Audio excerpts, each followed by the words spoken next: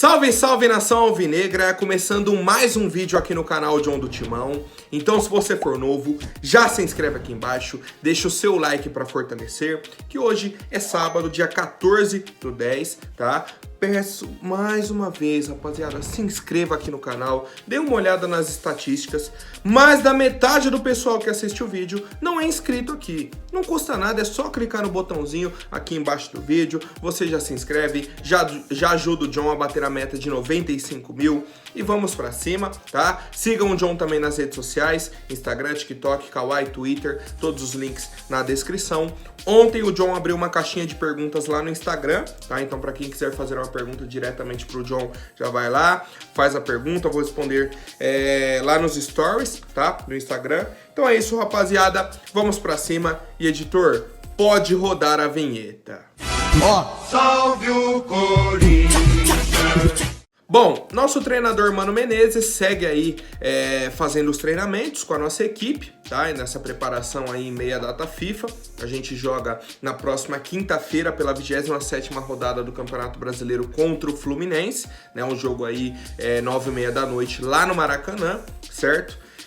O elenco do Corinthians fez uma ativação na academia, depois foram aí para o campo 3, tá, para fazerem aí um aquecimento, e aí o Mano Menezes comandou as atividades.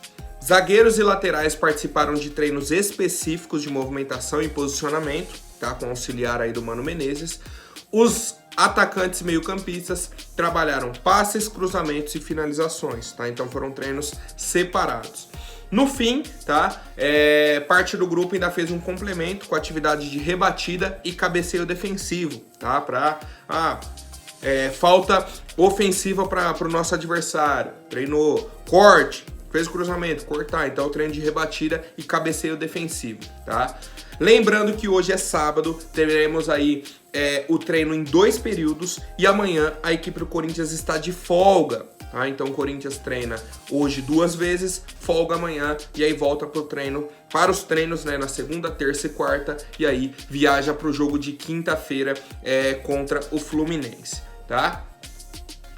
Um ponto importante é mais uma vez, tá, a ausência do senhor Renato Augusto.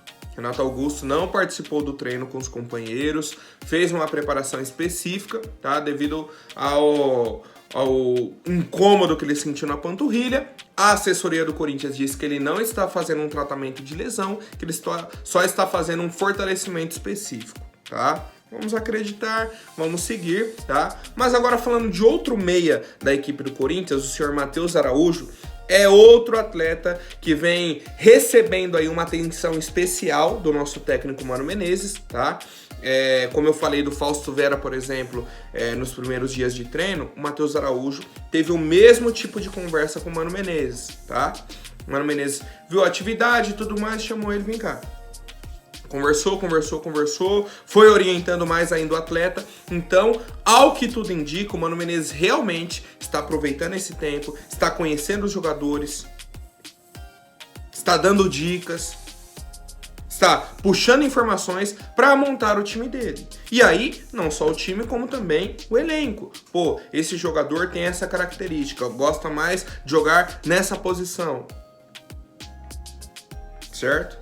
Já conversei com ele, ele falou que beleza, dá pra fazer tal função, tá? Então assim, é o momento que a gente falava, pô, pro treinador, a melhor coisa é isso. É quase que uma pré-temporada dentro da temporada. Ah, é uma semana, quase 10 dias ali. Sim, mas ajuda demais, cara, demais. Ainda mais para um treinador que tá chegando agora, que tem aí 2 semanas no comando do clube, tá? Então, a gente comentava muito sobre o sumiço do Rian também da base, né? A gente espera aí que ele possa voltar a ser relacionado. E o Matheus Araújo também, que desde agosto não aparecia, tá? Volta a dar as caras, né, no time do Corinthians e pode ser uma opção nas próximas partidas. E eu quero saber a opinião de vocês, rapaziada. Bom, agora falando sobre uma polêmica que surgiu essa semana, tá? Uma entrevista aí do Acosta, ex-atacante do Corinthians, né? Uruguaio, jogou aqui em 2008, 2009 também, né? Fez uma dupla de... Na verdade, ele era reserva, né, do Herrera, na época que ainda o treinador era o Mano Menezes. na época que ainda o treinador era o Mano Menezes, né? E tal, beleza. E chegou numa época que o Corinthians ainda estava contratando muitos jogadores, que era a reformulação do time que foi rebaixado pro time que ia disputar a Série B e tudo mais. E aí o Acosta deu uma entrevista pro podcast Alambrado Alvinegro, certo? Falando um pouco sobre aquele momento e tal, e aí entrou no assunto dirigentes e empresários. E o Acosta falou o seguinte: vou te contar isso porque eu vi e convivi. Não vou falar nome nem nada. Os caras contratavam muitos jogadores de empresário. Contrataram o Eduardo Ramos, não sei se você lembra. E para quem não lembra da época, tá? Para quem não lembra da época, o Eduardo Ramos foi contratado como o novo Kaká. Certo? Foi apresentado, não, o Corinthians contratou um meio-campista aí, um meio-atacante, que é o cara que muito bom de bola, que isso e aquilo. Aí vem o Acosta e fala, ó, jogador de empresário.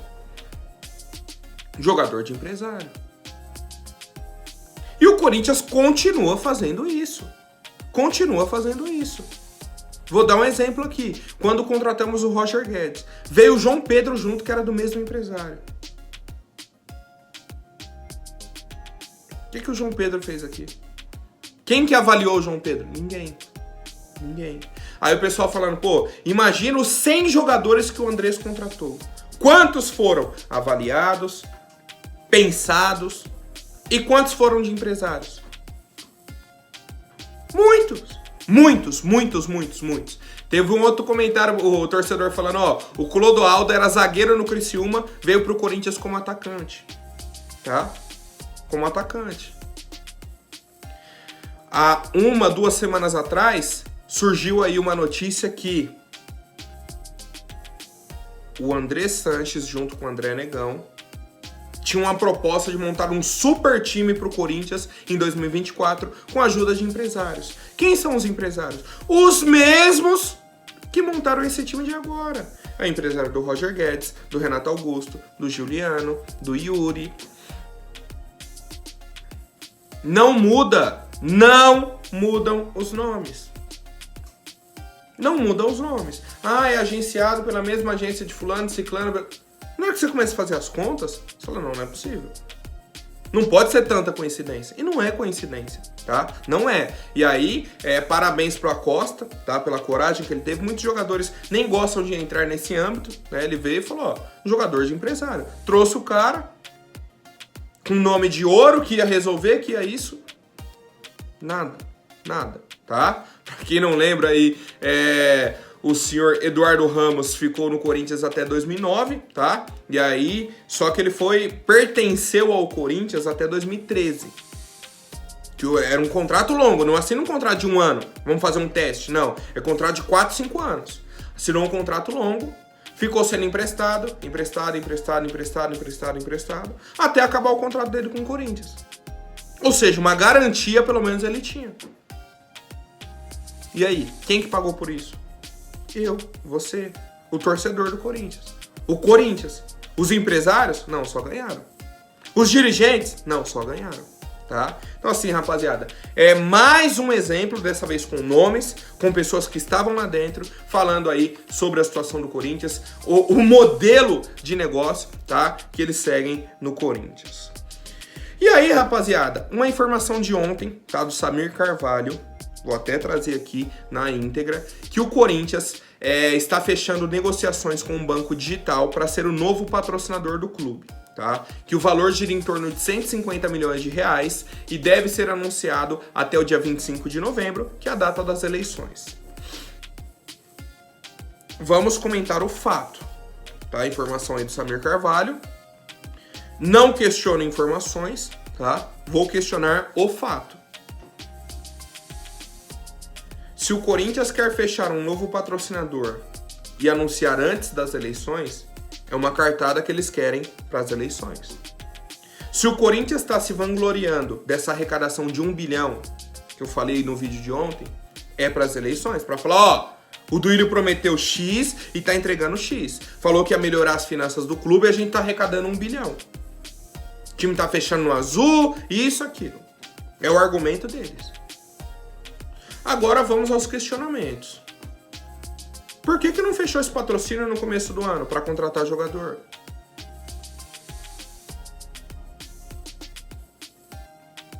O Corinthians já é patrocinado por um banco, que é o BMG.